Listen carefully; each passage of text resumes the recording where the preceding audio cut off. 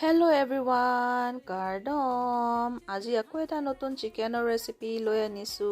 মানে সদায় এই মছলা চিকেন এইবোৰ খাই বৰ লাগিছে। সেইকাৰণে মই আজি ভাবিলো অকমান এই নাগা ষ্টাইল যেটো পৰ্ক বনাই ন তেনেকুৱা মই চিকেন বনাম বুলি ভাবিছো। খালি মই ইয়াত এটা ভুল কৰিলো। মই ভাবিছিলো অকমান হালধি দিম, হালধি অকন বেছিয়ে গুছি গল। একো নাই হোৱা মানে ঠিকই আছে কিন্তু নাগা ষ্টাইল পৰ্ক বা এনেকুৱা হেতে যেতিয়া ড্ৰাই বেম্বো শুট মানে বেম্বো শুট দি বনাই তেনেকুৱা মানে কালাৰটো অলপ অকমান বেলেগ হ'ল আৰু আপোনালোকে নিদিব দে। প্ৰথমতে মই আদা নহৰু আছে জলকীয়া এনেকুৱা দি পেলাই মাংসখিনি অকমান হিজিব দিছো। যেতিয়া মানে জলকীয়াটো সফট হৈ গৈছে মই উলিয়াই পেলাই আদা নহৰুৰ লগত আকৌ পিচিছো।